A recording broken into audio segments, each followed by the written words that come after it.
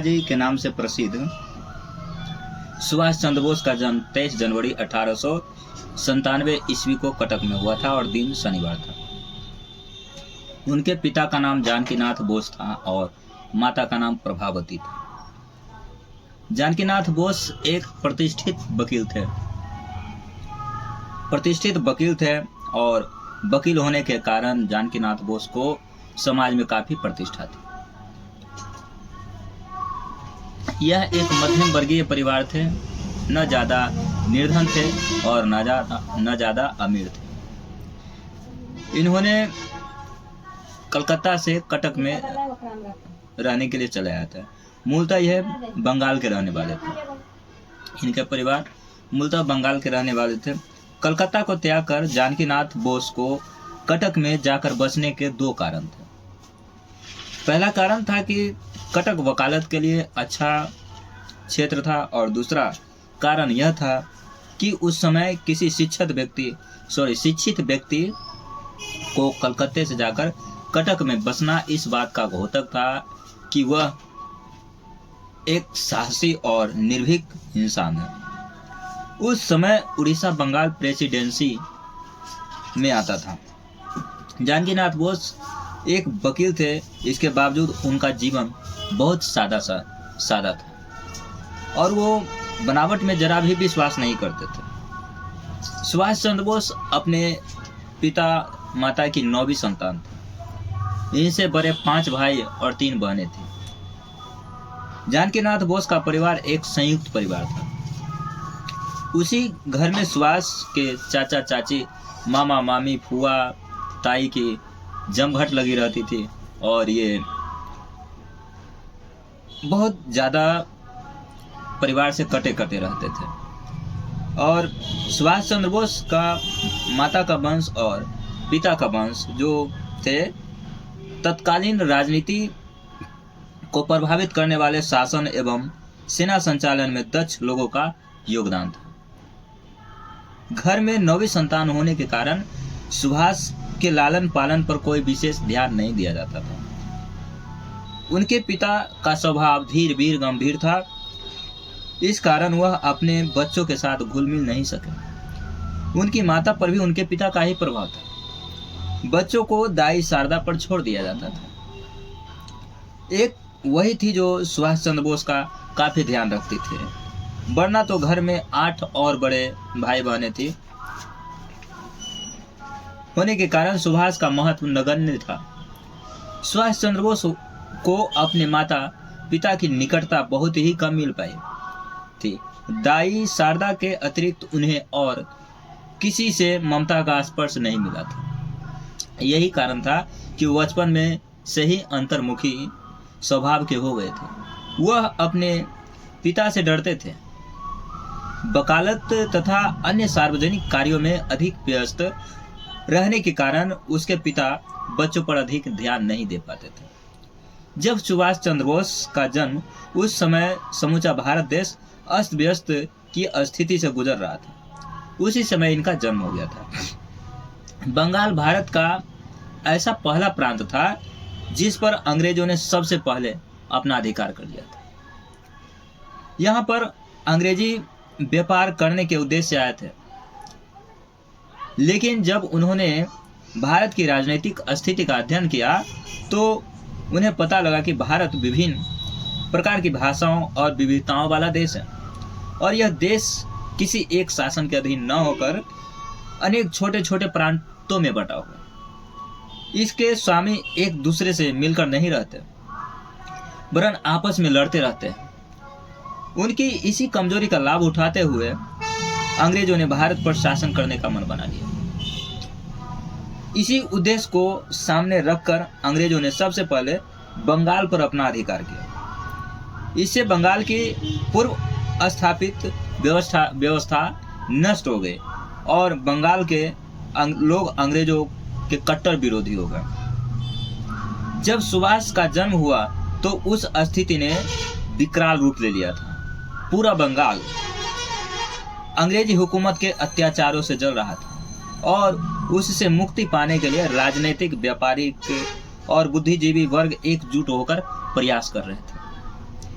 परंतु अंग्रेजों ने चतुरता से काम लेते हुए देश के सम्भ्रांत वर्ग को विशेष मान सम्मान और सुविधाएं देकर अधिकतर अधिकार देकर उनको अपने अधिकार में रखा तथा और केवल बंगाल पर ही नहीं वरन पूरे भारत को अपने कब्जे में ले लिया। लेकिन अब देखते हैं कि सुभाष चंद्र बोस यानी नेता जी की प्रारंभिक शिक्षा दीक्षा कैसे होती। तो सुभाष चंद्र बोस यानी नेताजी जब पढ़ने के काबिल हुए यानी कि उनकी आयु 5 वर्ष के लगभग पहुंची, यानी 5 वर्ष पूरी हो गई थी, तो पिता ने शिक्षा प्राप्ति के लिए उनका दाखिला उनके अन्य भाई बहनों की तरह बैरिस्टर मिशन स्कूल में करा दिया। यह 1902 की बात है। तो 1902 में जब इनकी स्कूल में नामांकन हो गई तो जब सुभाष को ये बात पता चला तो ये काफ़ी खुश हुए और अधिक प्रसन्नता हुई। और इस स्कूल में पुरुष अध्यापकों की संख्या महिला अध्यापकों की तुलना में बहुत कम थी।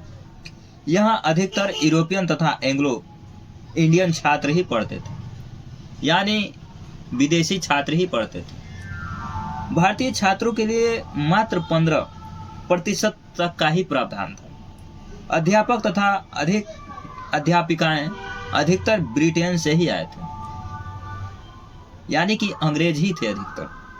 सुभाष का दिल स्कूल में रम गया, इनका दिल रम गया। कड़ा परिश्रम और कठोर अनुशासन उस स्कूल का प्रथम नियम था। सुभाष को स्कूल का वातावरण बहुत पसंद आ गया। स्कूल का पाठ्यक्रम भी कुछ इस प्रकार बनाया गया था कि वहाँ अधिकतर अंग्रेजी संस्कार और उनकी संस्कृति की शिक्षा दी जाती थी, जिससे उस स्कूल में पढ़ने वाले बच्चे भारतीय संस्कृति से दूर होते जा रहे थे। उनकी जीवन शैली अंग्रेजी संस्कृति में ढलती चली जा रही थी। उस समय अंग्रेजी भाषा के स्थान पर लैटिन भाषा पढ़ाया जाता था। छात्रों का रटन विद्या ही एकमात्र सहारा थे और जो बच्चे रटने में नहीं रट पाते थे उन्हें पढ़ाई में कमजोर माना जाता था और उन्हें दंडित भी किया जाता था। अंग्रेजी स्कूल में भारतीय स्कूलों की तरह पढ़ाई पर अस्वास्थ्यकर जोर नहीं डाला जाता था। पढ़ाई के अतिरिक्त वहाँ अनुशासन पर अधिक बल दिया जाता था। सलीका, सफाई और समय की पाबंदी वहाँ के अनुशासन में ही थी। मिशनरी स्कूल में सीमित छात्रों को ही प्रवेश दिया जाता था। यही कारण था कि वहाँ के शिक्षक बच्चों को देखभाल बहुत अच्छी तरह से करते थे। सुभाष की अध्यापिका का नाम मिस सारा लॉरेंस था। सुभाष की अध्ययन में रुचि को देखते हुए मिस सारा लॉरेंस अतिरिक्त स्नेह करने लगी थी उनसे। सुभाष भी मिस सारा लॉरेंस से इतने घुल मिल गए थे कि अक्सर वो घर आकर लॉरेंस की बड़ाई करते रहती थी। इस पर उनकी बहनें चिढ़ाती थी तो वो सुभाष बाबू शर्मा जाते थे। इस स्कूल में भारतीय छात्रों के साथ अंग्रेजी छात्रों से भिन्न व्यवहार किया जाता था। ये केवल उसी स्कूल की बात नहीं थी, वरन प्रत्येक भारतीय छात्रों के साथ सौतेला व्यवहार किया जाता था। भारतीय छात्रों की छात्रवृत्ति की परीक्षा में बैठने की अनुमति नहीं थी, चाहे वो जितना भी तेज क्यों न हो, मेधावी क्यों न हो।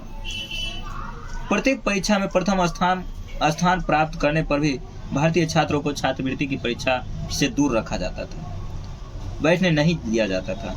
इस प्रकार के दोगले व्यवहार का बालक सुभाष के मन पर अनजाने में ही गहरा प्रभाव डाला।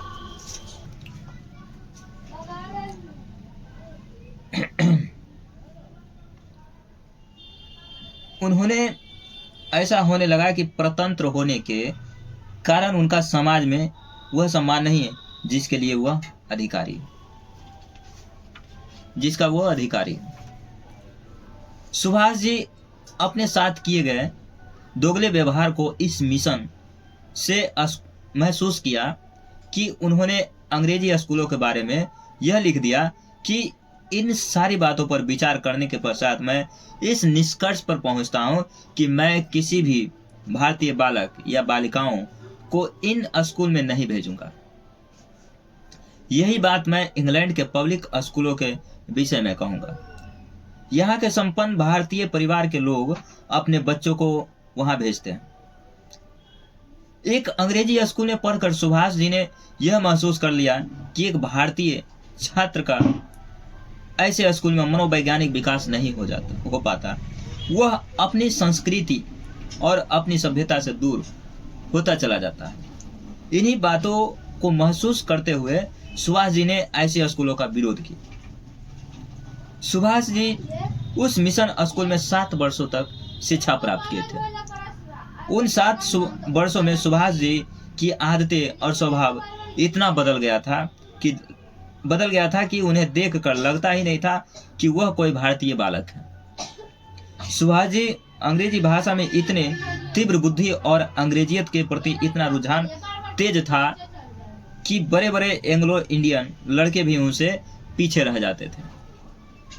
साफ सुथरे कपड़े पहनने का शौक, एकदम चुस्त फुर्तीला स्वभाव तथा बातचीत करने का शालीन ढंग, यह सब उन्हें भारतीय छात्रों से एकदम अलग कर देता था।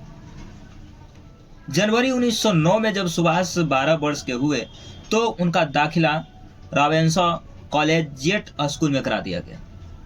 यानी कि इनकी स्कूल 1909 में बदल गई थी, दूसरे स्कूल में चले गए थे। यह स्कूल भारतीय संस्कृति, भाषा एवं शिक्षा को विशेष महत्व देता था। वहाँ का वातावरण उसके पूर्व स्कूल से सर्वथा एकदम अलग थी। यह पूर्णतः भारतीय स्कूल था। स्कूल के प्रधानाचार्य राष्ट्रीय विचारों के समर्थक थे।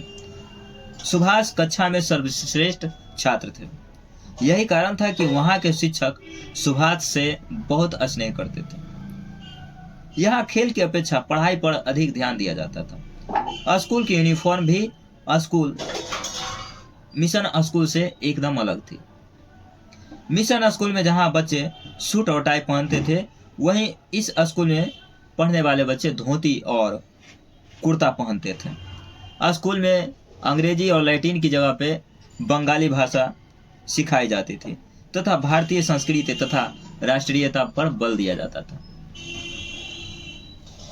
अब इस स्कूल में आने के कारण सुभाष की सादगी में भी परिवर्तन आ गई थी। रहन सहन और पहनावा और आवा में भी परिवर्तन आ गई थी। देखते हैं आगे क्या होता है। आरंभ में जब सुभाष स्कूल गए तो उन्होंने मिशन स्कूल की यूनिफॉर्म को पहना हुआ था। जब उस यूनिफॉर्म को देखकर उस स्कूल के विद्यार्थी भी चौंक गए थे। सुभाष ने भी स्वयं को कुछ अलग थलग महसूस किया था। अपने आप को स्कूल के वातावरण में ढलने के लिए उन्होंने भी धोती कुर्ता पहनना शुरू कर दिया। एक बार उनके पिताजी ने जब उन्हें धोती कुर्ता पहने देखा तो पूछे बिना न रह सके कि बेटे, तुम्हें ये कपड़े अजीब तो नहीं लगते हैं? तो सुभाष जी विचित्र बोले कि इसमें विचित्र क्या है पिताजी? सुभाष ने जवाब देते हुए कहा कि यह तो हमारा भारतीय परिधान है, लिबास है। वो बोले, मैं तो इसलिए पूछ रहा था क्योंकि मिशन स्कूल में तो तुम टी शर्ट और पैंट पहनते थे, हाफ पैंट, साथ टाई भी पहनते थे, लेकिन कहाँ टी शर्ट टाई और कहाँ हाफ पैंट और कहाँ ये धोती कुर्ता? कुछ तुम्हें अटपटा तो नहीं लग रहा? तो सुभाष बोलते, नहीं पिताजी, इन वस्त्रों में मैं खुद को कहीं ज्यादा आरामदायक स्थिति में महसूस कर रहा हूँ। मुझे इस ड्रेस पर गर्व है। स्कूल के प्रधानाध्यापक वेनी माधव दास सुभाष के आय परिवर्तन से खुश थे और सुभाष भी उनसे बहुत प्रभावित थे। श्री बेनी माधव दास ने सुभाष के मन को अच्छी तरह से समझा और उन्हें राष्ट्रीयता से ओतप्रोत कर दिया। श्री बेनी माधव जी अंग्रेजी शासन के कट्टर विरोधी थे। वह अंग्रेजों को भारत से भगाने का सपने देखने वालों में से एक थे।